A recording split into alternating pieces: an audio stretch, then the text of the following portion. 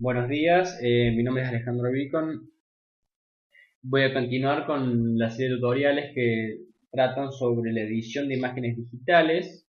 El video anterior trató sobre las herramientas básicas para utilizar el software Inkscape y cómo descargarlo de la página oficial. Me olvidé de comentarles que es un programa de código abierto y gratuito, o sea que no van a tener ningún problema con eso, no van a tener que craquear nada, ni hay ninguna limitación para los trabajos que generen a través del software este. Y bueno, en el último tutorial nos quedamos prendidos de la herramienta para generar curvas de Bézier y la vamos a ver más en profundidad en este video tutorial. Bien, básicamente lo que nos permite esta herramienta es ir creando un trazado o camino que nos va a permitir generar diversas formas. En este caso yo, por ejemplo, podría crear una cabeza, digamos, luego crear una suerte de ojo y, no sé, ponerle una nariz. Una nariz media fea, pero una nariz, en fin. Agarro el ojo, lo copio con control C, lo pego apretando control V. Y le asigno valores de color a los diferentes elementos. En este caso le voy a dar al rostro un relleno, más tirando a un color medio arenoso. Estoy buscando un color más tipo piel, pero está complicado. Tendré que buscar valores más específicos. Bueno, más o menos por ahí, como quien no quiere la cosa. Al ojo le podría dar un color blanco de relleno.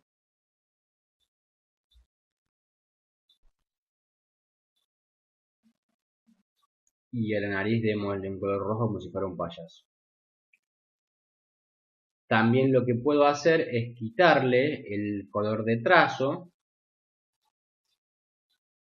lo que va a hacer que la imagen se sienta como más pegada a su entorno, digamos. Inclusive podría desenfocar un poco la nariz para que se mezcle un poco más con la imagen que está detrás. Bien, ¿qué pasaría si yo quisiera acomodar la forma que tiene mi nariz porque por alguna razón no me convence? Ahí es cuando entra en juego la herramienta que edita los nodos de trayecto o tiradores de control, que lo que me va a permitir es agarrar y manipular nodos individuales para corregir una forma que hayamos generado. Si observan en los nodos de curvas, del nodo se desprenden lo que se conoce como tiradores. Estos me van a permitir ajustar el ángulo de la curva que creé y bueno, ajustarla a mis necesidades y a mis deseos personales, digamos. Fíjense que acá vemos los tres ejemplos principales de este tipo de curvas, que son las curvas que tienen tiradores en ambos lados, las que no tienen ningún tirador y las que tienen uno solo. Los que no tienen ningún tirador, bueno, ahí se creó uno, yo no quería. Las que no tienen ningún tirador, lo que van a generar son líneas rectas en cada extremo. Básicamente, los trazos que se generan a partir de este nodo van a ser rectas. En este caso no se nota porque están unidos, no se nota del todo, digamos, porque están unidos a nodos que sí tienen una cualidad de curvatura, entonces desdibujo un poco esta sensación de línea recta. Con el nodo que tiene ambos tiradores nos indica que ambas trazos que se desprenden del nodo para un lado y para el otro corresponden a curvas, y el otro nodo lo que nos indica es que solamente una mitad de un solo trazo que se desprende de nuestro nodo nos permite manipular su nivel de curvatura, digamos. Fíjense que esta línea empieza particularmente recta en comparación con esta línea. Es porque de aquí sale recta y para este lado de la izquierda arranca curva el trazo. Esto se puede convertir, digamos, por ejemplo, si yo quisiera que este nodo, en vez de disparar líneas rectas, me dispare curvas, vamos a la sección de herramientas que aparece al tener seleccionado nuestra herramienta de edición de nodos de trayecto. Nos genera estas nuevas herramientas. Las herramientas que estamos buscando en este momento son las que dicen, las que nos permiten cambiar el tipo de nodo. La primera herramienta nos dice que nos da la posibilidad de convertir en esquina los nodos seleccionados. Básicamente una esquina es un nodo de este tipo, que dispara solamente líneas rectas. El siguiente es la opción que nos permite suavizar el nodo seleccionado. Básicamente convertirlo en un nodo que tenga la posibilidad de crear curvas. El siguiente nos hace que el nodo sea simétrico, es decir, que ambos tiradores tengan la misma longitud en relación al nodo, la misma distancia de separación, sin cambiar el ángulo. Por último tenemos la herramienta que suaviza de manera automática los nodos, que lo que va a hacer es buscar el ángulo óptimo en relación al nodo que le precede y el nodo que le sigue, y bueno, es bastante, no la considero particularmente útil, pero bueno, en el caso que tuviera un trazado muy enmarañado, esa herramienta los va a ayudar a suavizar un poco el trazado. También hay una posibilidad que en este momento no la estoy encontrando, que lo que nos va a permitir es tratar los manejadores, acá está, de manera individual, de manera... fíjense que por ejemplo en este caso el nodo si yo muevo este manejador, el otro manejador se mueve manteniendo una relación, o sea, de manera opuesta, siempre están completamente enfrentados. Al seleccionar esta herramienta, lo que hace es permitirnos hacer que un manejador sea independiente del otro, y así podemos generar formas más complejas o interesantes. Para evitar que el nodo sea una curva, básicamente llevamos el nodo original el manejador original a ese lugar. No me acuerdo. Acá. Si yo selecciono dos nodos y hago clic en la opción de convertir el segmento seleccionado en línea, y lo que hace es crear una línea recta entre esos dos nodos. Yo selecciono este nodo y este nodo, por ejemplo, se seleccionan haciendo clic en uno y luego clic en otro, y luego haciendo clic en la herramienta nos vuelve a convertir los nodos que lo componen en nodos sin curva, digamos, nodos rectos. La herramienta que hace la posibilidad inversa es la herramienta que está al lado, que nos va a permitir convertir los segmentos seleccionados en curvas. Para hacer esto seleccionamos un segmento, que es básicamente el espacio que se comprende entre dos vértices, y hacemos clic en la herramienta. Disculpen, se me deseleccionó. Hacemos clic en la herramienta y lo vuelve a convertir en curva. Bien, esto fue fácil de utilizar dado que habíamos utilizado la herramienta esta de edición de dibujo de curvas de Bézier, que básicamente lo que hace es crear curvas. Si yo hubiera creado un rectángulo, hubiera tenido la necesidad para poder editarlo, de convertir a este rectángulo en una curva para poder editarlo. Fíjense que si yo voy a la herramienta de edición de curvas de Bézier, no me va a permitir editar el cuadrado de una manera diferente a la que ya veníamos editando, y no me permite tomar los nodos individuales. Para convertir un objeto a curva de Bézier, lo que tengo que hacer es hacer clic en esta opción que dice convertir el objeto seleccionado en trayecto.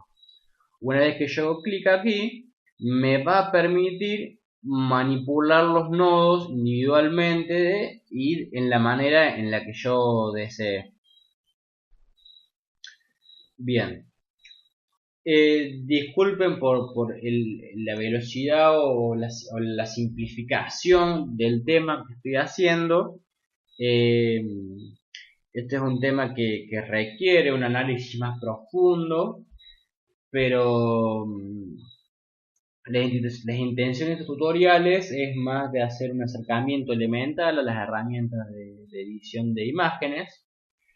Y bien, ahora vamos a ver el tema de capas.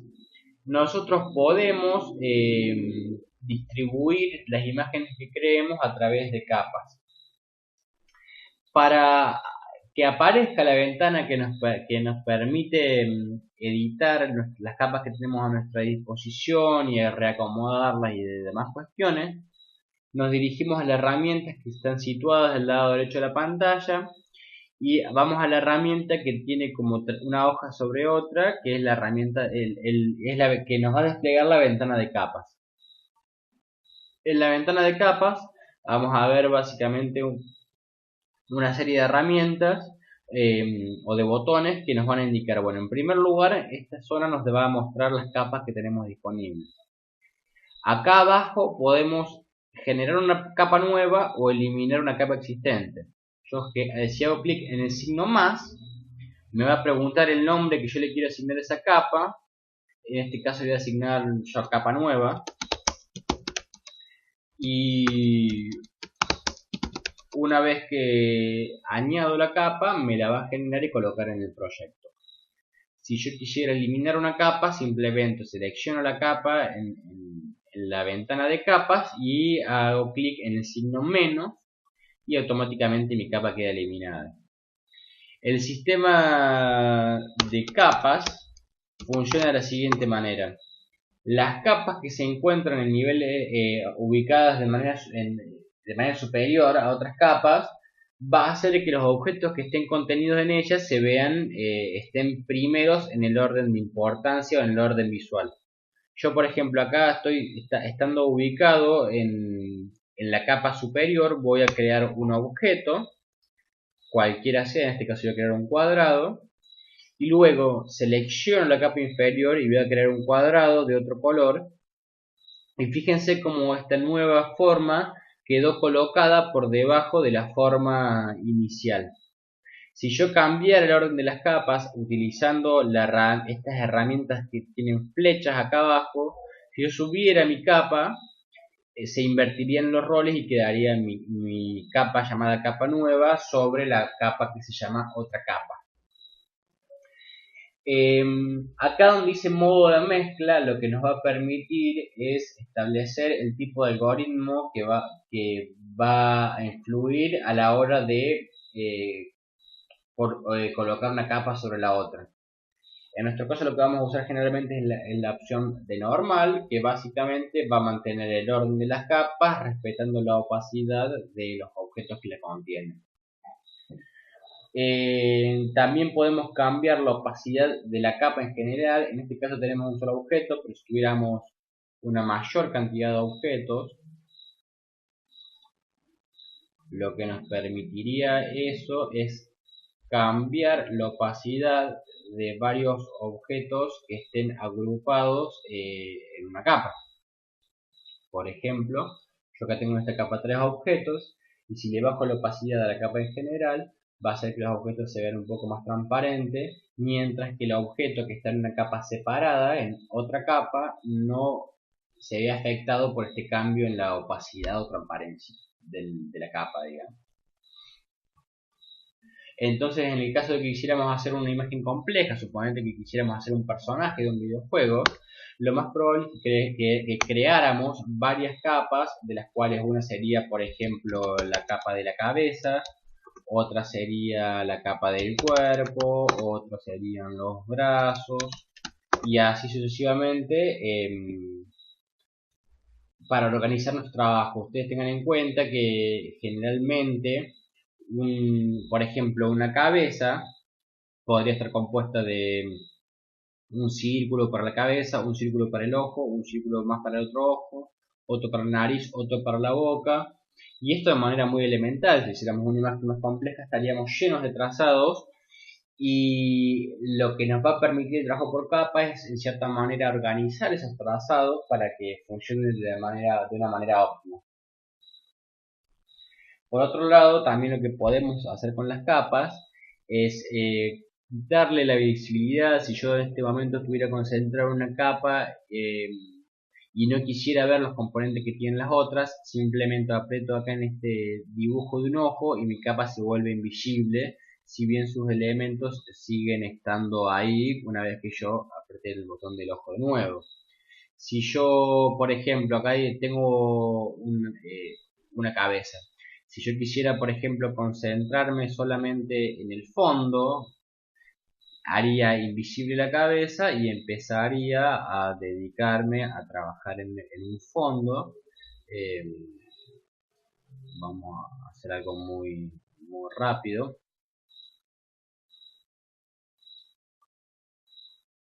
Supongamos que este es un cielo con nubes muy feas, un mundo apocalíptico, y ahí pude trabajar con este fondo sin que me moleste la imagen de la cabeza que tenía dibujada antes. La otra opción es la de bloqueo, que lo que nos va a permitir es cuando tenemos muchos objetos, si queremos seleccionar algún objeto en particular, bloqueamos una capa para que no nos permita seleccionar ningún elemento de ella.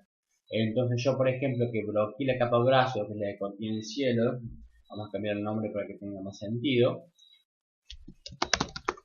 Yo no puedo seleccionar ningún elemento de la capa dado que la bloqueé. Si yo quisiera seleccionar una nube o el cuadrado que es el cielo, me sería imposible seleccionarlo, digamos, dado que la capa está bloqueada. Para cambiarle el nombre a una capa, lo único que tenemos que hacer es hacer doble clic sobre la capa y darle un nombre nuevo. Bien, básicamente eso es de lo que trata el tutorial de hoy, de cómo editar estos nodos y curvas de Bézier y cómo hacer un manejo elemental de las capas. En el próximo video tutorial vamos a ver lo que correspondería con el orden Z de los factores. No sé por qué dije factores. El orden Z de los elementos, se lo voy a explicar qué es, y exportación para formatos ideales para videojuegos. Espero que les haya resultado interesante el software, este software, esta metodología de trabajo vectorial, y nos vemos en el siguiente tutorial.